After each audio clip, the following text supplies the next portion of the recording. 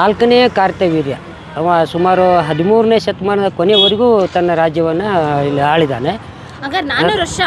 ಹೌದು, 400 ವರ್ಷ ಅವರು ಈ ಬೆಳಗಾವಿ ಕೋಟೆಯಲ್ಲೇ ಇದ್ದುಕೊಂಡು ರಾಜ್ಯಭಾರವನ್ನು ಮಾಡಿದ್ದಾರೆ. ಕದಂಬರು ಪ್ರಾರಂಭದಲ್ಲಿ, ಆಮೇಲೆ ರಾಷ್ಟ್ರಕೂಟರು ಬರ್ತಾರೆ. ರಾಷ್ಟ್ರಕೂಟರ ಮಣಿತನನೇ ಸೌದತ್ತಿ ರಟ್ಟರ ಮಣಿತನ. ಕಡೆಯಿಂದ ವೈರಿಗಳು ಬರ್ತಾ ಇದ್ದಾರೆ ಅಥವಾ ಏನೋ ಮುನ್ನೆಚ್ಚರಿಕೆ ಕೊಡೋಕೆ ಅಥವಾ ಈ ಪ್ರದೇಶದಲ್ಲಿ ಒಳಗಡೆಗೆ ಏನು ಬರ್ತಾರಲ್ಲ ಈ ಕಾವಲುಗಾರರು ನಿಂದಿರಲಿಕ್ಕೆ ಇವೆಲ್ಲ ಮಾಡ್ಕೊಂಡಿರೋದು ಮೇಡಮ್. ದೊಡ್ಡದಿದೆ ಮೇಡಮ್. ಅರಮನೆಗೆ ಒಂದು ಸೆಕ್ಯೂರಿಟಿ ಅಂತ ಇದನ್ನು ಮಾಡ್ಕೊಂಡಿದ್ದು ಮೇಡಮ್ ಇವರು.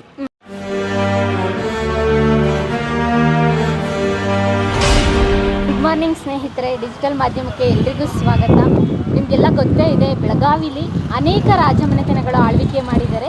ಇವಾಗ ನಾವು ಬೆಳಗಾವಿ ಸಿಟಿ ಸೆಂಟ್ರ್ ಪಾಯಿಂಟಲ್ಲಿ ನಿಂತಿದ್ದೀವಿ. ನಮ್ಮಿಂದೇ ನೀವು ನೋಡ್ಬೋದು ಒಂದು ದೊಡ್ಡ ಕೋಟೆ ಇದೆ. ಇದು ಯಾರ ಕಾಲದ್ದು, ಯಾರ ಆಳ್ವಿಕೆ ಮಾಡಿದ್ದು, ಎಷ್ಟು ವರ್ಷದ ಹಿಂದಿನ ಕೋಟೆ, ತುಂಬ ಅಗಾಧವಾದಂಥ ಹಿಸ್ಟ್ರಿ ಇದೆ. ಹಿಸ್ಟ್ರಿ ಹೇಳಲಿಕ್ಕೆ ನಮ್ಮ ಜೊತೆ ಸ್ವತಃ ಬಾಹುಬಲಿಯವರು ಬಂದಿದ್ದಾರೆ. ಇವ್ರ ಹೆಸರಲ್ಲೇ ಬಾಹುಬಲಿ ಇದೆ. ಬಾಹುಬಲಿಯವ್ರನ್ನ ಕಾರ್ಯಕ್ರಮಕ್ಕೆ ಸ್ವಾಗತ ಮಾಡೋಣ. ನಮಸ್ಕಾರ ಸರ್, ನಿಮ್ಮ ಪರಿಚಯ ಮಾಡ್ಕೊಳ್ಳಿ ಸರ್ ನಮ್ಮ ಡಿಜಿಟಲ್ ಮಾಧ್ಯಮದ ವೀಕ್ಷಕರಿಗೆ. ನಾನು ಡಾಕ್ಟರ್ ಬಾಹುಬಲಿ ಹಂದೂರ್ ಅಂತ.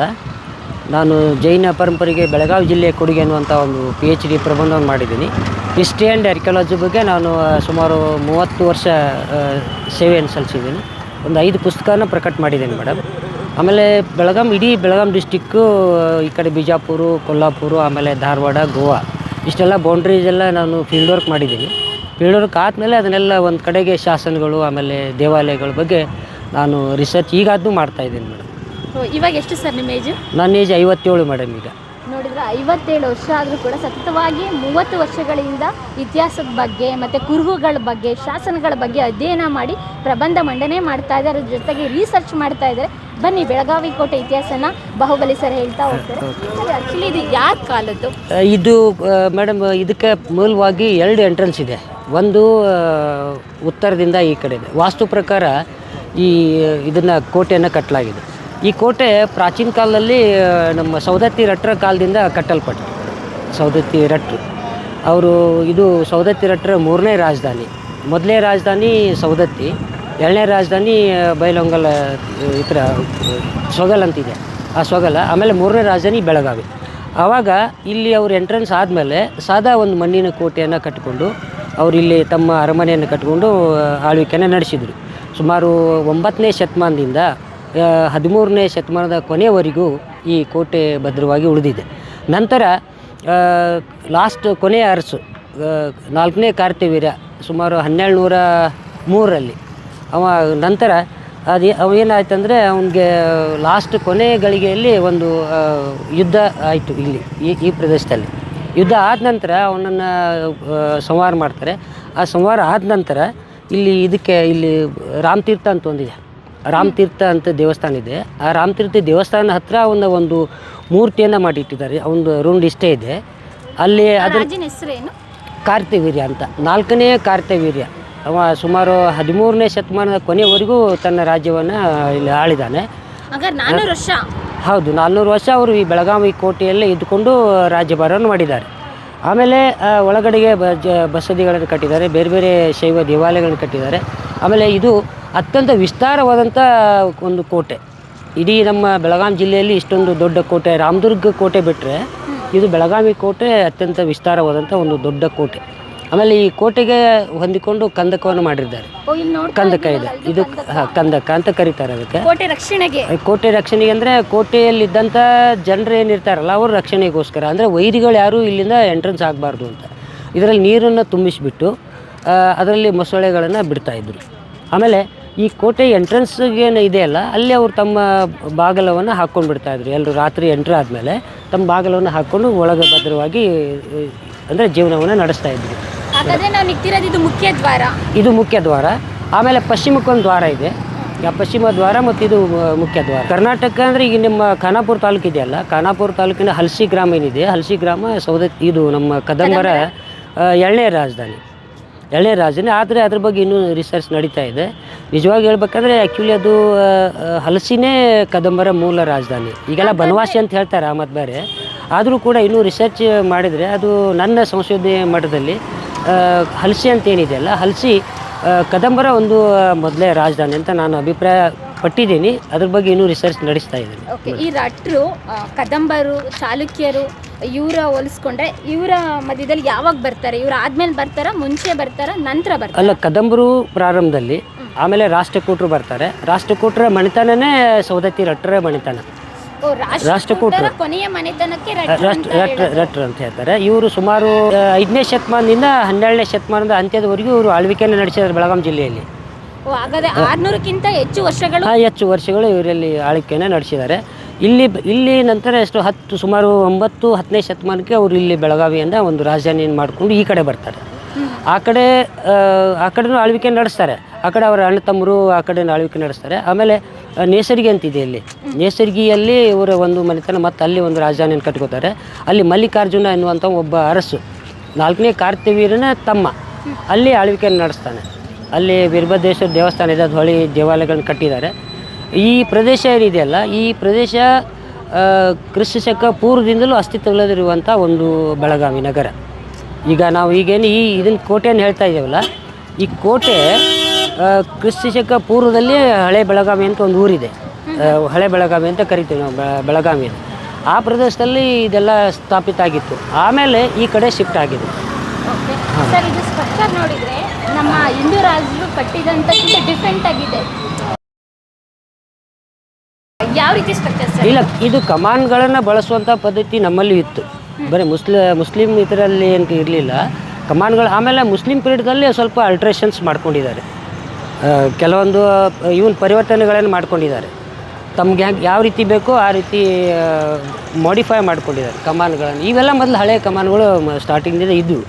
ಹಾಗಾದರೆ ಇಲ್ಲಿ ವಾಚ್ ಟವರ್ ಅನ್ಸುತ್ತೆ, ನಿಂತ್ಕೊಂಡೆಲ್ಲ ನೋಡ್ತಾ ಇದ್ದಾರೆ. ಹೌದು, ಸೈನಿಕರು ಈಗ ಯಾವ ಕಡೆಯಿಂದ ವೈರಿಗಳು ಬರ್ತಾ ಇದ್ದಾರೆ ಅಥವಾ ಏನೋ ಮುನ್ನೆಚ್ಚರಿಕೆ ಕೊಡೋಕೆ, ಅಥವಾ ಈ ಪ್ರದೇಶದಲ್ಲಿ ಒಳಗಡೆಗೆ ಏನು ಬರ್ತಾರಲ್ಲ ಜನ, ಅವ್ರನ್ನ ಕಾಯಲಿಕ್ಕೆ ಅಥವಾ ಬಂದ್ರೆ ನೋಡಲಿಕ್ಕೆ, ಈ ರೀತಿ ಈ ವ್ಯವಸ್ಥೆಯನ್ನು ಮಾಡ್ಕೊಂಡಿದ್ದಾರೆ. ಸರ್, ಬನ್ನಿ, ಕೋಟೆ ಸ್ಟ್ರಕ್ಚರ್ ಅನ್ನೋಕ್ಕಿಂತ ಮುಂಚೆ ಕೋಟೆ ಬಾಗಿಲು ನೋಡಿದರೆ ಹೇಗಿದೆ ಸರ್? ಲಾಕು ಅವಾಗಿಂದು ಇದು ಇತ್ತೀಚೆನೇ ಮಾಡಿದ್ದು ಮೇಡಮ್. ಇದು ಅವಾಗೆಲ್ಲ ಕಟ್ಟಿಗೆ ಇತ್ತು ಮೇಡಮ್. ಅವಾಗೆಲ್ಲ ಕಟ್ಟಿಗೆ ಬಾಗಿಲುಗಳಿದ್ದು, ಇದು ಇತ್ತೀಚೆಗೆ ಮಾಡಿಕೊಂಡಿದ್ದು ಇದು. ಓಕೆ, ಆದರೆ ಕ್ಲೋಸ್ ಮಾಡ್ತಾರೆ ಈಗಿಲ್ಲ, ಈಗ ಕ್ಲೋಸ್ ಮಾಡೋದಿಲ್ಲ ಮೇಡಮ್. ಈಗೆಲ್ಲ ಮಿಲಿಟರಿ ಏರಿಯಾ ಇರೋದ್ರಿಂದ ಅದು ರಹದಾರಿ ಆಗಿಬಿಟ್ಟಿದೆ ಈ ಕಡೆ. ಆಮೇಲೆ ಇಲ್ಲಿ ಸ್ಟ್ರಕ್ಚರ್ ಬಗ್ಗೆ ಹೇಳೋದಾದ್ರೆ ಯಾವ ರೀತಿ ಕಟ್ಟಿದ್ದಾರೆ, ಏನು ಇದು ಕಲ್ಲಿಂದ ಮಾಡಿರೋದ? ಕಲ್ಲಿಂದನೇ ಮೇಡಮ್. ಇದು ಕಲ್ಲಿಂದ ಮಾಡಿದ್ದು. ಕಲ್ಲಲ್ಲಿ ಗಾರೆಗಳನ್ನು ಯೂಸ್ ಮಾಡ್ಕೊಂಡಿದ್ದಾರೆ. ನಮ್ಮ ಇದು ಗಾರೆ ಅಂತ ನೀವು ಇದನ್ನು ಮಾಡ್ತಿರಲ್ಲ, ಏನು ಗಚ್ಚು ಅಂತ ಹೇಳ್ತಿರಲ್ಲ, ಗಚ್ಚನ್ನು ಅವರು ಉಪಯೋಗ ಮಾಡಿಕೊಂಡು ಕಟ್ಟಿದ್ದಾರೆ. ಆಗ ಸಾವಿರಾರು ವರ್ಷದ ಹಿಂದಿಂದ. ಹೌದೌದು, ಸಾವಿರಾರು ವರ್ಷದ ಹಿಂದಿಂದ. ಇವಾಗೆಲ್ಲ ಪೇಂಟ್ ಮಾಡಿ ಈಗೆಲ್ಲ ಪೇಂಟ್ ಮಾಡಿದ್ದಾರೆ. ಆಮೇಲೆ ಮುಸ್ಲಿಂ ಪೀರಿಯಡ್ದಲ್ಲಿ ಕೆಲವೊಂದು ಮಾಡಿಫೈ ಮಾಡ್ಕೊಂಡಿದ್ದಾರೆ. ಎಕ್ವೈರ್ ಮಾಡ್ಕೊಂಡ್ಮೇಲೆ ಮುಸ್ಲಿಂ ಅಸದ್ ಖಾನ್ ಅನ್ನುವಂಥ ಒಬ್ಬ ಆಮೇಲೆ ವಂಶ ಇದು ಏನು ಹೋಯ್ತಲ್ಲ, ಸೌದತ್ತಿ ರಟ್ರನ್ನ ಇವರು ಮುಸ್ಲಿಂ ಪೀರಿಯಡ್ ಬಂದಾಗ ಅವರು ರಾಜರು ಅಬಲ್ರಾದ್ರು. ಅವಾಗ ಸೌದತ್ತಿ ರಟ್ರು ಅಬಲ್ರಾದ ನಂತರ ಏನಾಯಿತು, ಮುಸ್ಲಿಮ್ ಎಕ್ವೈರ್ ಮಾಡಿಕೊಂಡ್ರು. ಮುಸ್ಲಿಂ ಪೀರಿಯಡ್ದಲ್ಲಿ ಬಿಜಾಪುರ ಆದಿಲ್ ಶಾನ ಒಬ್ಬ ಸೈನಿಕ, ಅವ ಅಸದ್ ಖಾನ್ ಅಂತ, ಅವ ಇದನ್ನೇ ಕೋಟೆಯನ್ನು ಎಕ್ವೈರ್ ಮಾಡ್ಕೊಂಡ 15ನೇ ಶತಮಾನದಲ್ಲಿ. 15ನೇ ಶತಮಾನದಲ್ಲಿ ಎಕ್ವೈರ್ ಮಾಡ್ಕೊಂಡು ನಂತರ ಅವೆಲ್ಲ ಇದನ್ನು ಮಾಡಿಫೈ ಮಾಡ್ಕೊಂಡಿದ್ದಾರೆ. ಕಂಪ್ಲೀಟ್ ಏನು ಚೇಂಜ್ ಮಾಡಿಲ್ಲ, ಕೆಲವೊಂದು ಭಾಗಗಳನ್ನ ಮಾತ್ರ ಚೇಂಜಸ್ ಮಾಡ್ಕೊಂಡಿದ್ದಾರೆ. ಸರ್, ಇಲ್ಲಿ ಮಿಲಿಟರಿ ದುರ್ಗಾದೇವಿ ಮಂದಿರ ಅಂತ ಇದೆ, ಇದ್ರ ವಿಶೇಷತೆ ಹೇಳಿ ಸರ್. ಇದು ಮಿಲಿಟರಿ ದುರ್ಗಾದೇವಿ ಮಂದಿರ ಅಂತಂದರೆ ಅದು ಗ್ರಾಮ ದೇವಿ ಅಂತ ಪೂಜೆ ಮಾಡ್ತಾರೆ. ಆಮೇಲೆ ಈಗ ಅಸದ್ ಖಾನ್ ಅಂತ ಒಬ್ಬ ಮುಸ್ಲಿಂ ಈ ಸೇನಾಧಿಪತಿ ಇದ್ದಲ್ಲ, ಆ ಮುಸ್ಲಿಂ ಸೇನಾಧಿಪತಿ ಇದ್ದಾಗ ಆ ಕಡೆ ಪಶ್ಚಿಮ ಕಡೆ ಗೋಡೆಯನ್ನು ಕಟ್ತಾ ಇದ್ದಂತೆ. ಅದು ತಾಮ್ರಪಟ ಇದೆ, ಕಟ್ತಿರುವಂಥ ಸಂದರ್ಭದಲ್ಲಿ ಏನಾಯ್ತಂದರೆ ಅದು ಗೋಡೆ ನಿಲ್ಲಿಲ್ಲ ಅಂತ. ಅದು ಗೋಡೆ ನಿಲ್ಲಿಲ್ಲ ಅಂದ ತಕ್ಷಣ ಅದನ್ನು ಏನು ಮಾಡಿದ್ರು, ಅದಕ್ಕೆ ಏನು ಅಂತ ಪರಿಹಾರ ಕೇಳಿಕೊಂಡು ಆವಾಗ ಇದ್ರದ್ದು ಭಾಳ ಇದಿದೆ ಸರ್. ಇದು ವೈಡ್ ಭಾಳ ಇದೆ. ಇದರಲ್ಲಿ ನಿಮಗೆ ರೌಂಡ್ ಅಬೌಟ್ ಇಲ್ಲಾಂದ್ರೂ ಒಂದು 5 to 6 ಕಿಲೋಮೀಟರ್ ನಿಮಗೆ ರೌಂಡ್ ಆಗುತ್ತೆ ಸರ್. ಇದು 6 ಕಿಲೋಮೀಟರ್. ಹೌದು, ಭಾಳ ರೌಂಡ್ ಆಗುತ್ತೆ. ಎಷ್ಟು ಎಕರೆ ಇರ್ಬೋದು ಅಂದಾಜು? ಇದು ಇಲ್ಲಾಂದ್ರೆ ಒಂದು 25-30 ಎಕರೆಕ್ಕಿಂತ ಹೆಚ್ಚು ಅದ ರೀ ಮೇಡಮ್. ಪಶ್ಚಿಮ ಕಡೆ ಏನು ಗೋಡೆ ಇದೆಯಲ್ಲ, ಪಶ್ಚಿಮ ಕಡೆ ಗೋಡೆ ಕಟ್ಟುವಾಗ ಅಲ್ಲಿ ಅದೇನೋ ಗೋಡೆ ನಿಲ್ಲಿಲ್ಲ ಅನ್ನೋ ದೃಷ್ಟಿಯಿಂದ ಏನು ಮಾಡಿದ್ರು, ಗೋಡೆ ಕಟ್ಟುವಾಗ ಅವ್ರು ಯಾರೋ ಮುಸ್ಲಿಂ ಒಬ್ಬರು ಹಿಂದೂ ದೇವಸ್ಥಾನಕ್ಕೇನೋ ಕೇಳಿದ್ರಂತೆ, ಅದಕ್ಕೇನೋ ಬಲಿ ಬೇಕು, ಅದಕ್ಕೆ ಅದು ನಿಲ್ತದಂತೇನೋ ಹೇಳಿದ್ರಂತೆ. ಆಮೇಲೆ ಒಬ್ಬರು ಯಾರೋ ಇಲ್ಲಿ ಲೋಕಲ್ ಒಬ್ಬರು ತಮ್ಮ ಸೊಸೆನೋ ಅಥವಾ ಮಗಳನ್ನೋ ಅಲ್ಲಿ ಇದನ್ನು ಮಾಡಿದ್ರಂತೆ, ಬಲಿ ಕೊಟ್ರಂತೆ ಅಲ್ಲಿ. ಅವಾಗೇನೋ ಗೋಡೆ ನಿಂತು ಅಂತ ಈ ರೀತಿ ಒಂದಿದೆ. ಆ ಒಂದು ಇದಕ್ಕೆ ಈ ಪೂಜಾರಿ ಏನಿದೆಯಲ್ಲ ಈ ದುರ್ಗಾದೇವಿ, ಈ ದುರ್ಗಾದೇವಿ ಪೂಜಾರಿಗೆ ಅವಾಗ ಅವ್ರಿಗೆ ಒಂದೇನೋ ಜಮೀನು ಕೊಟ್ಟರು, ಆಮೇಲೆ ಪೂಜಾರಿ ಹಕ್ಕು ಕೊಟ್ಟಿದ್ರಂತೆ ಮುಸ್ಲಿಮ್ಸರ ಆಳ್ವಿಕೆ ಕಾಲದಲ್ಲಿ 15ನೇ ಶತಮಾನದಲ್ಲಿ. ಅವಾಗ ಆಮೇಲೆ ಏನಾಯ್ತು, ಮಿಲಿಟ್ರಿ ಅಕ್ವೈರ್ ಆದಮೇಲೆ ಅವ್ರನ್ನ ಬಿಡಿಸ್ಬಿಟ್ರು ಅವ್ರು ಅಷ್ಟೇ. ನನ್ನ ಕಡೆ ಓದ್ಲಿಕ್ಕೆ ತೊಗೊಂಡು ಬಂದಿದ್ರು ಅವರು ಸನದನ್ನು, ಅದು ತಾಮ್ರಪಟ, ಅದರೆಲ್ಲ ಡೀಟೇಲ್ ಇತ್ತು. ಆದರೆ ಕೋರ್ಟಿಗೆ ಯಾರು ಸಾಕ್ಷಿ ಹೇಳೋರು ಅನ್ನೋ ದೃಷ್ಟಿಯಿಂದ ಅದನ್ನು ಇದನ್ನು ಮಾಡಿಬಿಟ್ಟು ಆಗಲಿಲ್ಲ. ಇದೆಲ್ಲ ಅರಮನೆ ದ್ವಾರ ಬಾಗಿಲು ಮೇಡಮ್. ಇದು ಒಳಗಡೆ ಅರಮನೆ. ಹೌದು ಮೇಡಮ್, ಅರಮನೆ ಎಲ್ಲ ಹಾಳಾಗಿ ಹೋಗಿದೆ ಮೇಡಮ್, ಈಗ ಏನೂ ಇಲ್ಲ. ಇದೆಲ್ಲ ಅವರು ಇತ್ತೀಚೆಗೆ ಕಟ್ಕೊಂಡಿದ್ದಿದೆಲ್ಲ ಮೇಡಮ್. ಇಲ್ಲಿ ಅದು ಇದರಲ್ಲಿ ಮ್ಯೂಸಿಯಂ ಮಾಡಿಕೊಂಡಿದ್ದಾರೆ ಮೇಡಮ್ ಒಳಗಡೆ. ಏನು ಮ್ಯೂಸಿಯಂ ಸರ್? ಹಳೆಯ ಮೂರ್ತಿಗಳನ್ನ ಇಡ್ಲಿಕ್ಕೆ ಇಲ್ಲಿ ಬೇಕಾದ್ರೆ ಹೋಗ್ಬೋದು ಒಳಗಡೆ. ಹೋಗ್ಬೋದು. ಇದೆಲ್ಲ ಕೋಟೆ, ಇದು ಇದ್ರ ದ್ವಾರ ಮೇಡಮ್ ಇದು.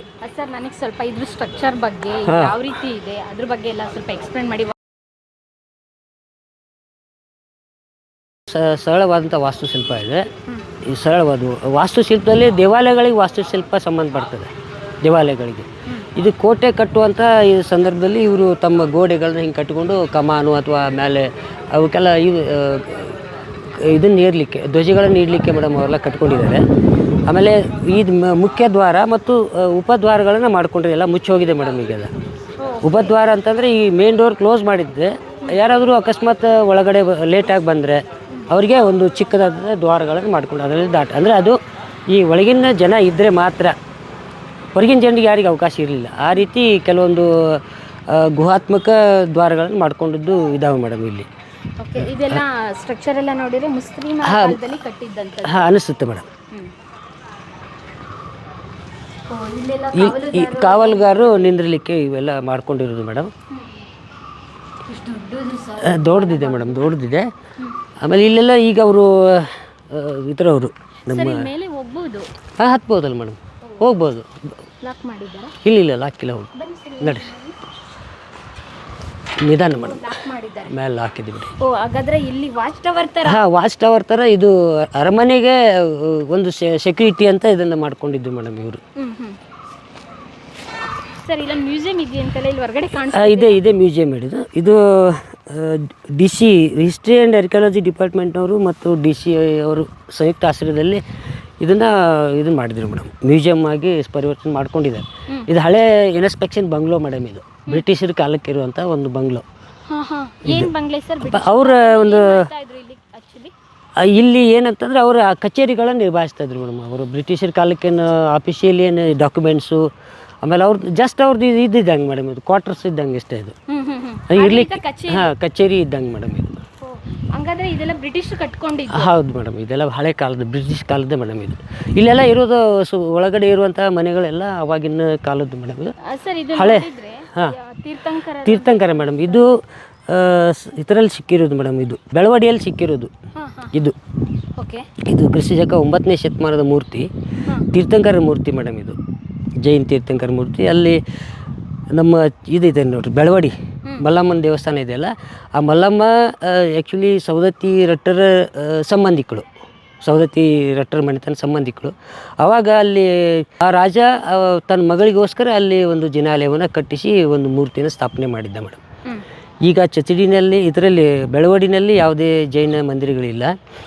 ಬೆಳವಡಿಯಲ್ಲಿರುವಂಥ ಒಂದು ವೀರಭದ್ರೇಶ್ವರ ದೇವಸ್ಥಾನ ಇದೆ. ಆ ದೇವಸ್ಥಾನ ಈಗ ಅದು ಕನ್ವರ್ಟ್ ಆಗಿ ವೀರಭದ್ರೇಶ್ವರ ದೇವಸ್ಥಾನ ಆಗಿದೆ ಮೇಡಮ್. ಅಲ್ಲಿ ಒಂದು ಇನ್ಸ್ಕ್ರಿಪ್ಷನ್ ಸಿಕ್ಕಿದೆ. ಮತ್ತು ಈ ಮೂರ್ತಿಯನ್ನು ಅಲ್ಲಿಂದ ತಂದು ಇಲ್ಲಿ ಮ್ಯೂಸಿಯಮ್ದಲ್ಲಿ ಇಟ್ಕೊಂಡಿದ್ದಾರೆ ಮೇಡಮ್, ಪ್ರಿಸರ್ವ್ ಮಾಡಿದ್ದಾರೆ ಮೇಡಮ್. ಇಷ್ಟೇ ಮ್ಯೂಸಿಯಂ ಮೇಡಮ್, ಇದರಲ್ಲಿ ಏನೂ ಇಲ್ಲ. ಅಲ್ಲಿ ಕೆಲವೊಂದು ಇನ್ನೊಂದಷ್ಟು ಮೂರ್ತಿಗಳಿದ್ದಾವೆ. ಓಕೆ.